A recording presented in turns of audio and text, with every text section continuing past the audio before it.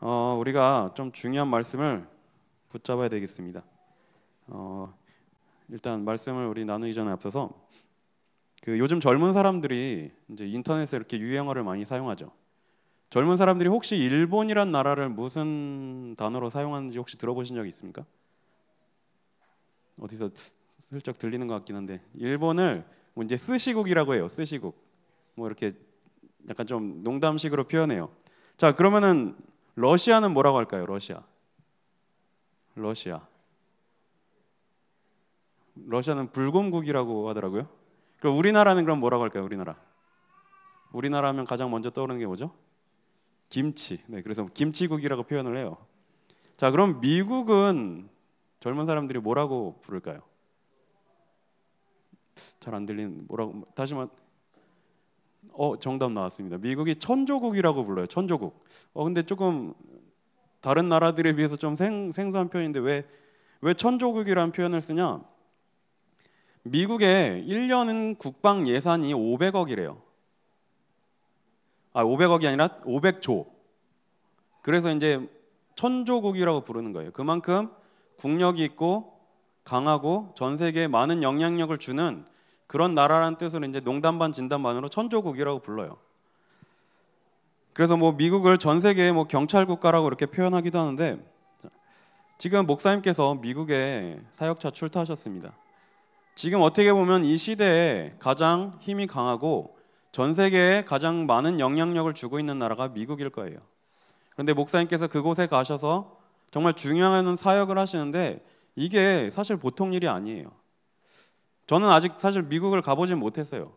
우리 미국 선교에서 이제 미국을 놓고 기도하고 있고 현장을 한번 좀 밟아보자라고 이제 기도하고 있는데 아직 뭐 구체적인 계획은 나오지 못했는데요.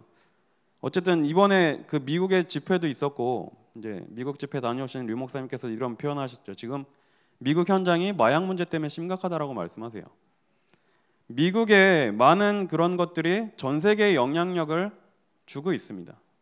그런데 특히 우리나라도 미국의 영향력을 엄청 많이 받는 나라예요. 이 작은 나라, 인구 적은 나라에 헐리우드에서 만든 영화가 전 세계 흥행 2위를 해요. 어벤져스가 우리나라가 흥행 2위예요. 전 세계에서. 땅도 이렇게 작고 인구도 적은데 그만큼 미국에 대한 영향력을 많이 받고 있어요. 그런데 전 세계 영적 문제를 만들어내고 여러 영향력을 끼치는 이 미국을 살릴 제자들을 세우는 사역을 하고 계시는 이 일이 우리는 사실 피부로 못 느낄 수 있어요. 왜냐하면 그곳을 가보지 못했고 그곳이 실제로 어떤지 사실 보지는 못했기 때문에요. 미국의 마약 문제가 심각하다고 하는데 사실 그걸 두 눈으로 보지 못해서 뭐 이렇게 피부에 와닿지는 않습니다. 하지만 느낄 수가 있죠. 전 세계에 지금 많은 영향력을 주고 있는 이 미국. 그런데 그곳에 가셔서 안류 강의를 하신다. 지금 미국이 돈이 없어서 영적 문제가 오는 게 아니죠. 자원이 없어서 훌륭한 인재가 없어서 무너지는 게 아니에요. 하나님을 아는 지식이 없어서 무너지고 있거든요. 복음을 가장 많이 전하고 선교했던 나라가 지금 가장 빠른 속도로 무너지고 있습니다. 뭐 부자가 망해도 3년은 간다고 얘기하지만 지금 이렇게 급속도로 영적으로 허물어지고 있는 그 미국 현장에 영적인 지도자 신학생들을 세운다? 정말 귀한 사역이죠. 그래서 우리가 같이 미국 현장을 놓고 기도해야 될 줄 믿습니다. 지난주에 이제 목사님 모시고 공항에 이렇게 다녀왔는데요. 뭐 평상시에도 이제 목사님께서 여러 가지 이제 말씀을 해주시는데 사실 뭐 부교육자 입장에서 목사님 모시고 공항에 가면 좀 부담도 되죠.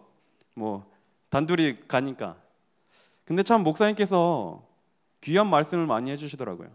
내가 전도사 시절에 이렇게 했다. 제가 뭐 목사님을 당연히 존경하고 목사님 당연히 그렇게 하는데 정말 제가 목사님을 존경하는 부분이 있어요. 뭐 당연히 많은 분들이 그러진 않겠지만 부교육자면 사실 어떻게 보면 교회에 도움이 되는 일을 해야 되죠. 그런데 목사님께서는 어쨌든 부교육자들을 전도할 목회자로 만들어 주시려고 애를 쓰시더라고요. 일단 교회를 위해 헌신하고 이런 것도 다 중요하지만 정말 현장 살리는 목회자가 되라. 정말 영혼 구원하는 그런 목회자가 되라는 말씀을 주시는데 참 그 말씀을 많이 이렇게 듣는데 저에게 너무나 많은 그런 재산이 되고 도움이 되더라고요. 그래서 생각하는 중에 우리 렘넌트들도 그렇고 우리 성도님들이 목사님이 이렇게 사역 가시면 함께 이렇게 동행하면 얼마나 좋을까 그런 생각을 해봤습니다. 미국까지 가려면 300~400만 원 들겠지만 국내에 뭐 목사님께서 합숙을 가신다. 얼마든지 같이 갈 수 있을 것 같아요. 가서 목사님과 이렇게 식사도 하면서 포럼도 하고 그때 주시는 메시지하고 또 강단에서 받는 메시지하고는 좀 다르겠죠. 자, 어쨌든 우리가 중요한 사역을 감당하시는 목사님을 위해서 우리가 함께 기도했으면 좋겠습니다. 우리가 이번 한 주간 계속해서 마침표라는 부분을 놓고 묵상하고 누리고 있죠. 하나님이 우리에게 구원을 허락하셨습니다. 그런데 이 하나님께서 우리에게 허락하신 구원은 완벽한 구원입니다. 과거, 현재, 미래 모든 것을 완벽하게 해결하신 구원이에요. 십자가에서 죽으시면서 마지막으로 다 이루었다라고 말씀하셨는데 거기에 괄호치고 윤주목 너 경제 문제는 조금 아직 해결 못했어 이러신 적이 없어요. 모든 것을 다 이루신 것입니다. 그래서 좀 극단적으로 생각해 보면 오늘 당장 내가 죽는다 하더라도 우리는 천국에 갈 수밖에 없는 그런 존재들이 된 거예요. 근데 세상 사람들은 미래가 불안하기 때문에 아무리 많이 가지고 소유하고 있어도 평안함을 누리지 못하는 것이죠. 이건 이번 주 한 주간이 아니라 평생 우리가 묵상하고 누려야 될 부분이에요. 십자가에서 모든 문제를 완전히 이루셨습니다. 완전히 해결하시고 구원을 완벽하게 이루셨습니다. 그래서 이 축복이 그냥 아는 것으로 끝나는 것이 아니라 매일매일 순간순간 나의 삶 속에서 충격으로 다가와야 돼요. 저도 매일 아침에 이제 거울 보면서 충격을 받긴 하는데 어떻게 내가 이 복음을 깨달았으며 또 하나님이 이끌어 가시는 이 중요한 전도운동 속에 목회자로서 부름을 받았을까? 아무리 생각해도 정말 이 느낌표밖에 안 나와요. 뭐 잘하는 것도 없고 잘난 것도 없고 대단한 게 없는데 하나님이 일방적으로 택하시고 이 귀한 전도운동 속에 함께 가게 하신다. 우리가 순간순간 우리의 삶 속에서 구원의 감사와 감격이 넘쳐나야 돼요. 정말 나를 하나님이 구원하셨구나.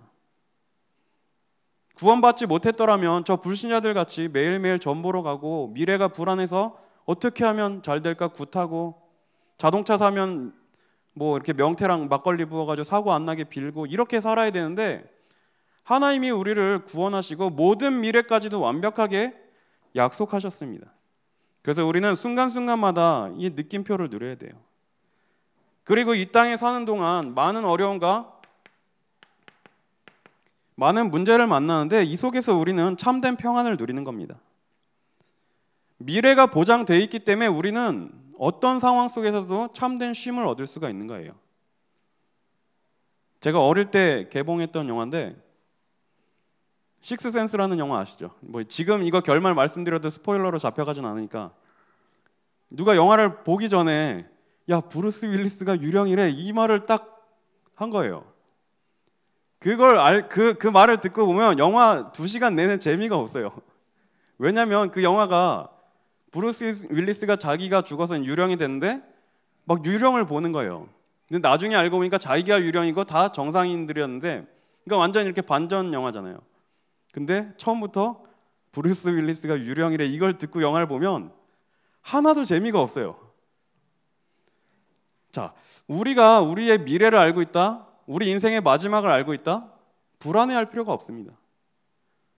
내 인생이 어떻게 될 것인가, 내 미래가 어떻게 될 것인가 하나님이 주신 말씀 속에서 완벽하게 붙잡으면 우리는 두려워하고 떨 필요가 없는 거예요. 지금 문제가 있다, 어려움이 있다, 하나님이 나를 만들어 가시는 과정이라고 붙잡을 수 있는 거예요. 그걸 어떻게 할 수 있죠? 요셉이 분명히 고백했습니다. 형들이 나를 판 거는 팩트예요. 분명히 나를 팔았어요. 물리적으로 돈을 받고 갖다 팔았어요. 그런데 요셉은 형들이 나를 판 것이 아니라 나와 내 가정을 구원하시기 위해서 하나님이 나를 먼저 보내셨다고 그렇게 고백을 했죠. 우리의 미래가 완벽하게 보장되어 있음을 알면 지금 내가 겪는 모든 것들이 하나님이 나를 보내시기 위한 과정이라고 보여지게 되는 거예요. 이게 붙잡아져야 참된 쉼을 우리가 누릴 수가 있는 겁니다. 그리고 우리는 인생길을 가는데 우리의 미래를 알 수 없기 때문에 끊임없이 하나님 앞에 질문하는 거예요. 하나님, 이게 정말 하나님의 계획이 맞습니까? 그런데 하나님은 이 물음표 속에 어떻게 답을 주시냐? 말씀을 통해서 우리에게 답을 주시는 거예요. 그래서 내가 한 주간 질문하고 묻고 하나님의 계획을 찾는 중에 강단을 통해서 답을 얻으면 강단 말씀이 모든 답이 되는 거예요. 그런데 나에게 질문이 없고 물음표가 없으면 말씀이 들려도 나에게 잡혀지지가 않는 거예요. 순간순간마다 우리의 모든 삶과 모든 일, 모든 것들을 다 하나님의 계획으로 연관시켜서 질문하시길 바랍니다. 자, 오늘은 스바냐라는 성경을 가지고 우리 하나님의 말씀을 이렇게 좀 확인할 텐데요. 지지난주에 하나님께서 허락하신 명성을 누리라는 말씀을 주시는데 이제 스바냐 3장 말씀을 계속 이렇게 보고 묵상하게 됐어요. 그래서 스바냐서를 우리 함께 좀 볼 텐데요. 이 스바냐가 말씀을 받고 하나님의 말씀을 선포한 시대는 영적으로 타락한 시대예요. 요시야 왕이 종교 개혁을 일으키기 전에 이제 스바냐가 하나님의 말씀을 선포했습니다. 근데 스바냐는 히스기야의 현손이라고 되어 있어서 왕족임을 알 수가 있어요. 그러면서 선지자였어요. 그런데 스바냐를 통해서 하나님이 주시는 중요한 말씀의 핵심은 백성들이 지금 타락했기 때문에 심판의 날이 임할 것이라는 말씀을 주신 거예요. 그래서 스바냐 1장 2절 3절에 보니까 아주 무시무시한 단어로 말씀하고 계시죠. 내가 땅의 모든 것을 진멸하리라. 모든 것을 완전히 쓸어서 없애겠다고 말씀하시는 거예요. 그러면서 먼저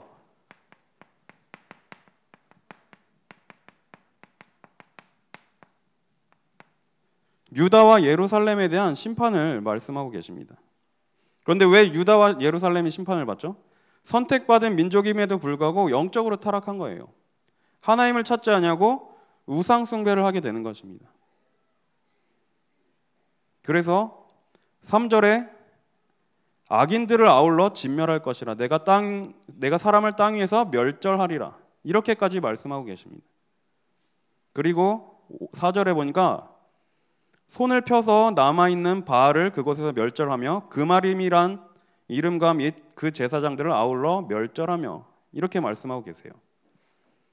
그마림은 이제 우상숭배라는 제사장의 이름을 말합니다. 그리고 별을 경배하는 자, 말감을 가리켜 맹세하는 자들을 다 진멸하겠다고 말씀하세요. 지금 시대도 이렇게 영적으로 타락한 시대죠. 많은 교회들이 너무 훌륭한 일들을 많이 하고 좋은 일을 하는데 복음을 말하지 않고 있습니다. 모든 종교는 똑같다라고 가르치고 있어요. 많은 교회들이. 야, 올라가는 길만 다르지 우리는 다 같이 정상에서 만날 거야. 너는 이쪽 길로 올라가고 나는 이쪽 길로 올라가. 이렇게 설명하고 있어요. 하나님은 이렇게 패역한 시대에 심판의 날을 말씀하고 계신 겁니다. 그리고 어느 정도로 백성들이 타락했냐? 6절에 보니까 여호와를 배반하고 따르지 아니한 자들과 여호와를 찾지도 아니하고 구하지도 아니한 자들을 멸절하리라. 이제 사람들이 여호와를 찾지도 아니하고 구하지도 아니한다고 그렇게 말씀하고 있어요. 그래서 하나님은 심판을 말씀하고 계신 거예요. 그리고 하나님을 믿지 않는 저 모든 열방도 심판을 하실 거라고 말씀하셨어요.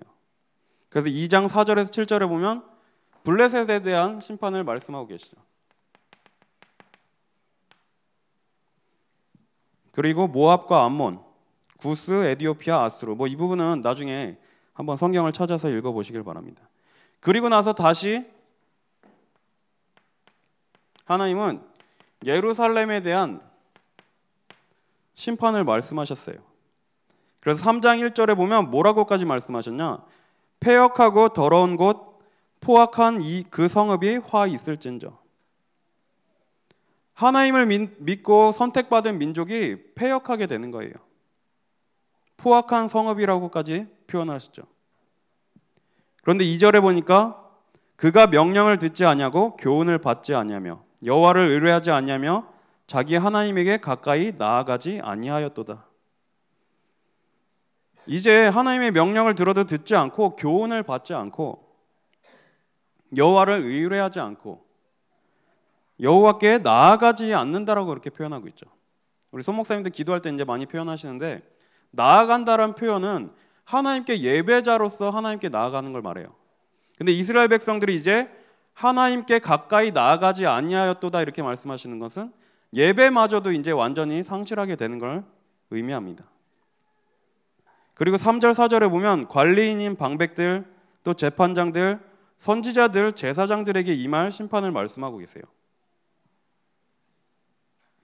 그래서 4절에 보니까 선지자들은 경솔하고 간사한 사람이라고 표현되어 있죠. 여기서 간사하다란 말은 베가도트란 단어인데요, 베게드라는 그 단어에서 유래된 말이에요. 옷이란 뜻이에요. 그래서 우리가 보통 배신을 하거나 뭐 그럴 때 이제 옷을 갈아입다라고 표현을, 이제 고대 이 시대는 그렇게 표현을 했대요. 지금도 뭐 군대 간 남친을 기다리면 뭐 고무신 거꾸로 신는다고 하죠. 그런 식으로 옷을 갈아입다라고 이렇게 표현하고 있어요. 하나님을 섬기는 자들이 우상을 섬기는 것을 의미하는 거예요. 지금 하나님을 증거하고 오직 예수 그리스도만을 증거해야 될 선택된 백성들이 복음을 말하지 않는 거예요. 하나님이 말씀하시는 죄 중에 이것만큼 큰 죄가 없죠. 하나님을 떠난 죄, 복음을 말하지 않는 죄. 지금 많은 교회들이 아까 말씀드린 대로 종교다원주의를 얘기하고 있어요. 그래서 우리가 오직 그리스도, 오직 복음 얘기하면 되게 배타적인 사람들이 돼요. 기독교는 왜 이렇게 배타적이냐? 그냥 사이좋게 같이 가면 되지. 당연히 인간적으로는 사이좋게 같이 가야 되겠죠. 그러나 이 영적인 부분만큼 우리가 절대로 타협할 수 없는 거예요. 왜냐? 오직 그리스도 외에는 우리에게 구원받을 다른 길을 주신 적이 없다라고 분명히 말씀하셨기 때문이에요.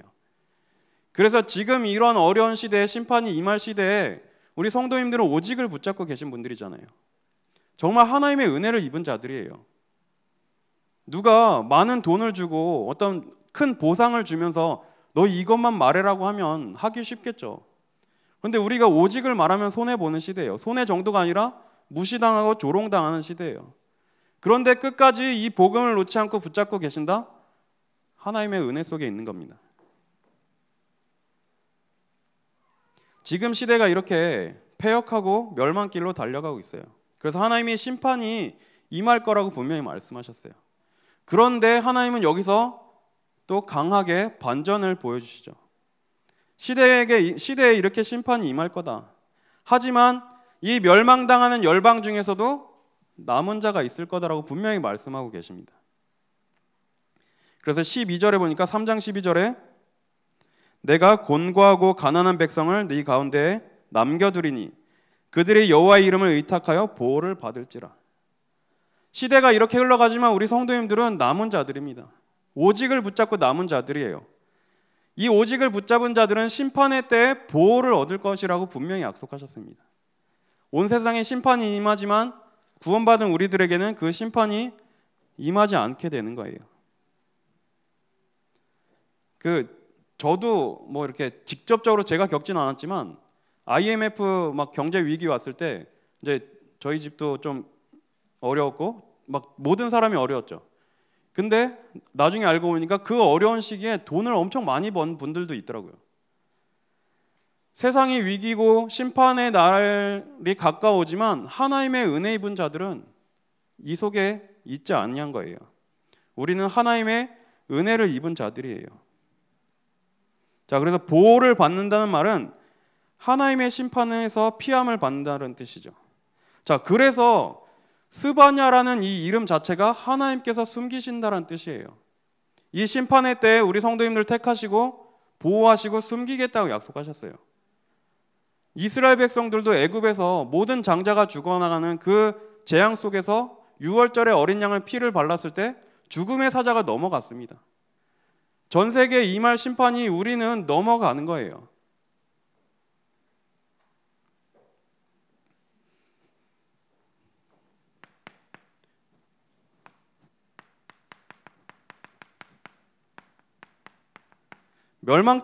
멸망을 받을 자들에게는 심판의 날이지만 남은 자들에게는 하나님이 기쁨의 날이 될 것이라고 약속을 하셨어요.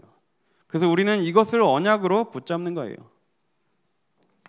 모든 사람들이 멸망하고 재앙을 당할 때 하나님은 흩어진 자를 모으겠다고 약속하셨어요. 그래서 스바냐 3장 9절에 보니까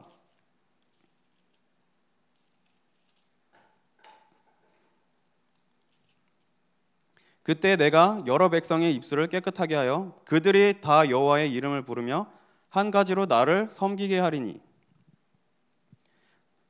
여기서 입술을 깨끗하게 하여라는 말씀은 우상을 찾고 하나님을 믿지 않고 하나님을 부르지 않는 자들에게 다시 하나님을 찾도록 하겠다는 약속이죠. 하나님께 다시 예배를 회복하도록 하겠다고 약속하신 거예요. 그리고 10절에 내게 구하는 백성들 곧 내가 흩어진 자의 딸이 구스 강 건너편에서부터 예물을 가지고 와서 내게 바칠지라. 구스는 이 당시에 제일 남쪽에 있는 나라를 뜻해요. 가장 먼 나라를 뜻하는 말이에요. 그런데 가장 멀리서부터도 흩어진 자들이 하나님께로 돌아올 것이라고 약속하시는 거예요. 그리고 실제로 사도행전에서 에디오피아 내시가 구원을 받고 돌아가는 그 사건이 일어나기도 하죠.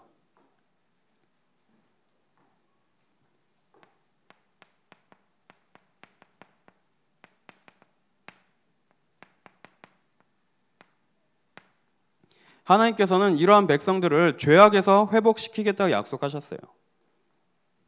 9절에 보니까 그때에 내가 여러 백성의 아까 읽었습니다. 네, 그때라고 기록되어 있죠. 하나님께서 그때에 이스라엘 백성들의 죄악을 회복시키실 거라고 약속하셨어요.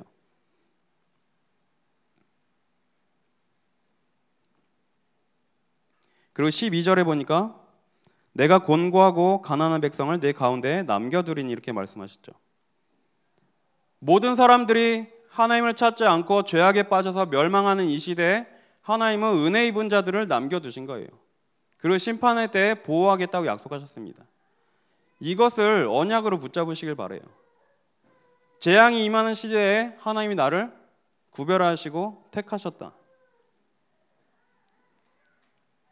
그래서 13절에도 이스라엘의 남은 자라는 표현이 나오죠. 이스라엘의 남은 자는 악을 행하지 아니하며 거짓을 말하지 아니하며 입에 거짓된 혀가 없으며 먹고 누울지라도 그들을 두렵게 할 자가 없으리라.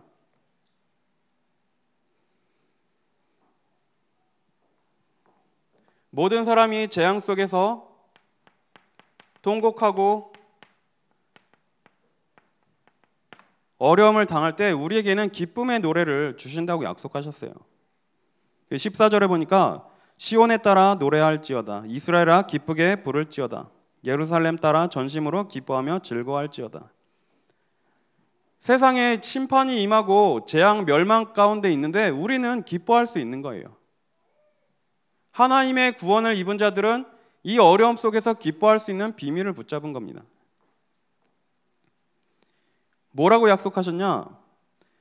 기쁘게 부르고 노래하고 기뻐하며 즐거워할지라고 말씀하셨죠. 우리의 삶 속에서 구원의 감사와 감격이 기쁨으로 날마다 넘쳐나야 돼요. 뭐 어떤 분들이 이제 이렇게 말씀하시는데 좀 말씀 전할 때 좀 웃어라. 저 되게 기쁜 표정이거든요. 근데 제가 어릴 때부터 좀 웃지를 않았어요. 되게 세상의 모든 고민을 혼자 얼싸안고, 그래서 항상 모든 사람들이 저를 보면 되게 착하고 과묵하고 말없는 친구라고 했는데 전 지금 되게 기쁘고 행복한 표정입니다. 자, 우리 성도님들에게 정말 참 기쁨이 넘쳐나시기를 바라요. 다른 것을 우리는 기쁨을 누리는 게 아니에요. 하나님이 나를 택하시고 나를 구원하셨다는 그 구원의 감사와 감격만으로 기뻐하시면 됩니다.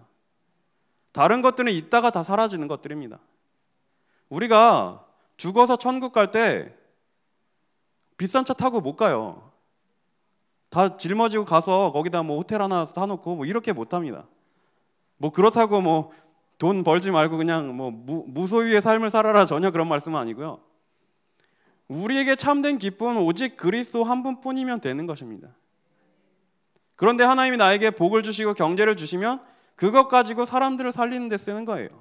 나에게 주어준 만큼, 주신 만큼 그걸 가지고 쓰면 되는 거예요.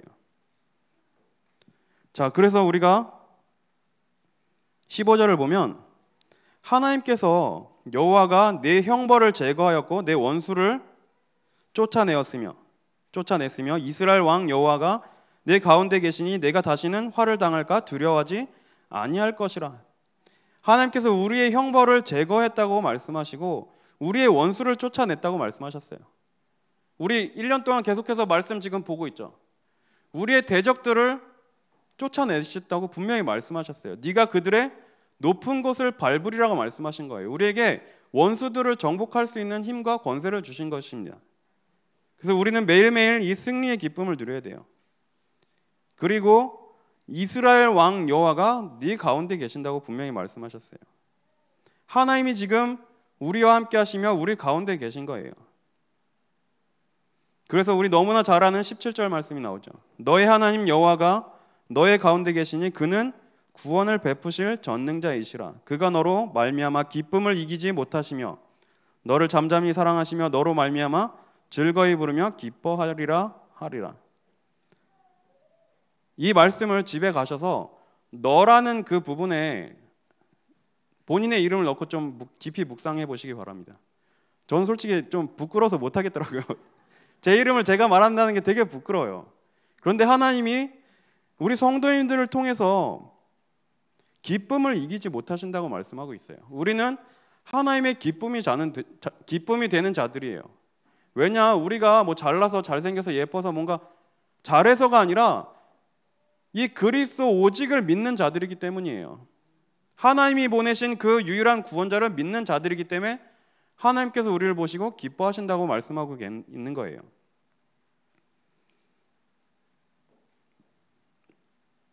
자, 그런데 이제 이 구절을 약간 좀 해석이 좀 잘못됐다고 해서 바르게 이렇게 좀 해석해 놓은 구절이 있는데 한번 들어보세요. 어떤지. 여호와 너의 하나님께서 네 가운데 계시니 그분은 구원을 베푸실 용사이시며 너 때문에 기뻐서 즐거워하시며 그의 사랑으로 잠잠하시며 너 때문에 큰 노래로 기뻐하실 것이다. 뭐 좀 다르긴 하죠. 하나님이 우리 때문에 기뻐하신다고 말씀하고 있어요.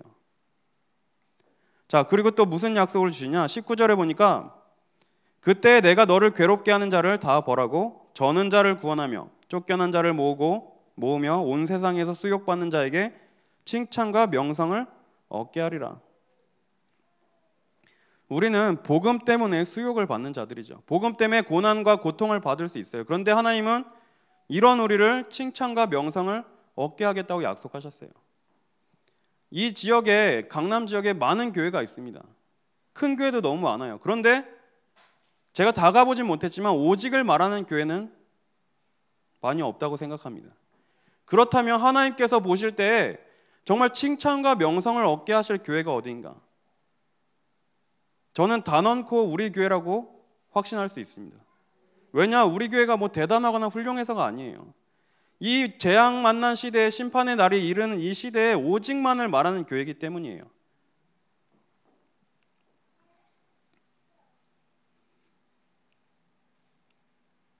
자, 그래서 우리가 하나님이 우리를 칭찬과 명성을 얻게 하시려는 이 언약을 붙잡으시길 바라요. 계속해서 말씀드리지만 우리는 이 복음으로 많은 사람들을 살려내고 하나님이 원하시는 이 일에 올인하기 때문에 칭찬과 명성을 얻게 되는 거예요. 그래서 아까 19절 읽은 대로 괴롭게 하는 자들을 다 벌하신다고 말씀하셨고요. 저는 자를 구원하신다고 말씀하셨고 쫓겨난 자를 모으며 온 세상에서 수욕받는 자에게 칭찬과 명성을 얻게 하리라. 지금 당장은 내가 어려운 것 같고 문제 속에 있는 것 같고 되는 것이 없는 것 같고 응답이 없는 것 같지만 하나님의 날에, 심판의 날에 우리에게는 이러한 축복이 주어진다고 약속하시는 거예요. 그리고 20절에도 마찬가지로 명성과 칭찬을 얻게 하신다고 말씀하셨어요. 그래서 우리는 마지막 때에 우리가 당하고 있는 고난과 고통이 칭찬과 명성으로 바뀌게 될 줄 믿습니다.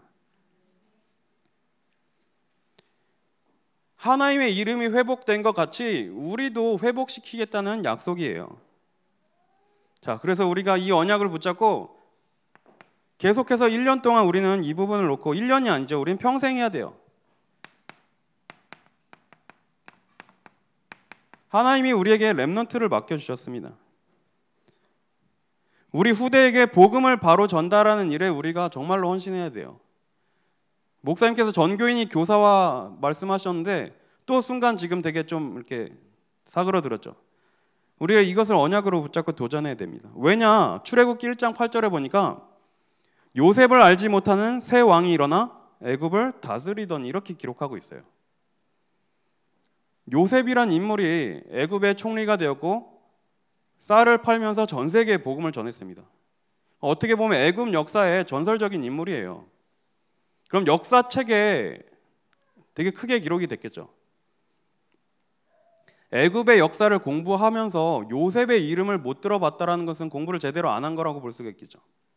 그런데 요셉을 알지 못하는 새 왕이 일어났다. 뭐 진짜로 요셉이란 이름을 한 번도 못 들어봤다는 건 아니겠죠. 이 말은 언약 백성이 언약 전달한 걸 놓쳤기 때문에 하나님이 이스라엘 백성을 선교로 애굽에 보내셨다는 이 사실을 모르는 거예요. 하나님께서 요셉을 택하시고 애굽에 복음을 전하시고 전 세계에 복음을 전하게 하신 이 일을 모른 거예요. 왜냐? 이스라엘 백성들이 후대에게 언약 전달하는 것을 놓쳤기 때문이에요. 그러다 보니 언약 백성이 애굽에서 노예가 되게 되는 거예요.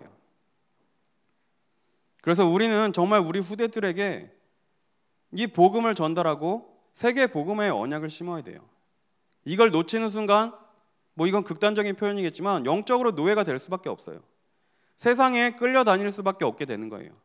그런데 하나님은 우리 렘넌트들을 세우시고 이 세상을 움직일 자들로 부르셨어요. 그래서 우리 후대들에게 이 중요한 언약을 전달하는 일에 우리 성도님들이 귀하게 쓰임 받으시길 바랍니다. 그래서 우리가 매달 유아 유치부 또 우리 초등부, 중고등부도 이제 이렇게 매달 치유 서밋 학교 하고 있는데요. 정말 우리 성도님들이 관심 가져주시고 저번에도 말씀드렸지만 우리 렘넌트들 시간 나면 불러서 밥 좀 사주세요. 아이들에게 한마디 던지는 게 그 아이의 인생을 어떻게 바꿀지 모릅니다. 우리 장로님의 믿음의 한마디가 이 아이의 인생을 송두리째 바꿀 수가 있어요. 내 한마디로 이 아이가 정말 하나님 앞에 서고 귀한 전도자로 세워졌다. 뭐 내 말 때문은 아니겠죠. 그렇지만 내가 이 중심을 갖고 우리 렘넌트를 사랑한다? 하나님이 보시기에 가장 귀한 사역일 거예요.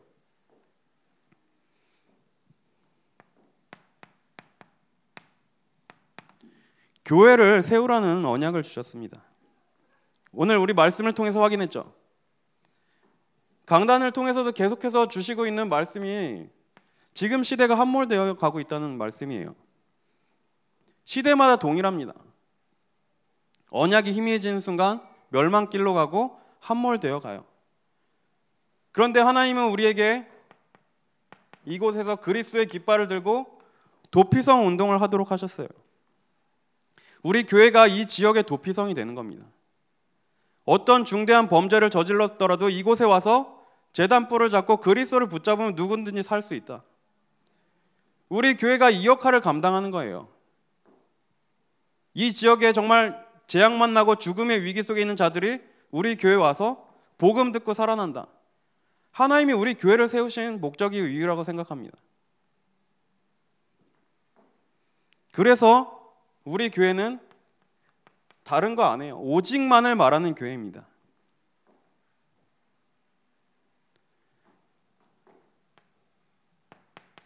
그리고 우리에게 맡겨주신 현장이 있어요. 내가 살고 있는 지역, 또 우리 교회가 있는 지역, 나의 가정, 나의 가문, 이런 많은 현장들 속에서 복음으로 많은 사람들을 하나님은 살려내길 원하시는 거예요. 그런데 내 힘으로 하는 것이 아니라 하나님이 약속하셨어요. 여호와께서 나의 칼이 되어주시고 방패가 되어주신다고 분명히 약속하셨습니다. 우리는 이 언약 붙잡고 현장을 살려내는 거예요. 자, 그래서 우리 렘넌트들에게 무엇을 전달해야 되냐? 성공 이후의 것을 전달해야 되는 것입니다. 많은 사람들이 성공하고 무너져요. 많은 사람들이 유명해지고 높은 자리에 올랐는데 어느 순간 무너지게 됩니다. 왜냐? 성공 이후의 것이 없는 거예요. 성공만을 위해 달려가고 있죠. 그런데 우리는 성공이 목표가 되는 거 아니에요. 지금 무너져가고 함몰되어가는 이 시대를 살리기 위해서 복음 전하는 게 목표인데 그 목표를 이루기 위해서 성공이 필요한 것뿐입니다. 우리 렘넌트들에게 이것을 가르쳐야 돼요. 성공을 위한 복음이 아니라 복음을 위한 성공. 우리 렘넌트들에게 이 순서가 바뀌면 절대로 안 됩니다. 한 주간 하나님께서 우리에게 칭찬과 명성을 얻게 하시겠다는 이 약속을 언약으로 붙잡고 승리하는 우리 성도님들 되시기를 기도하겠습니다.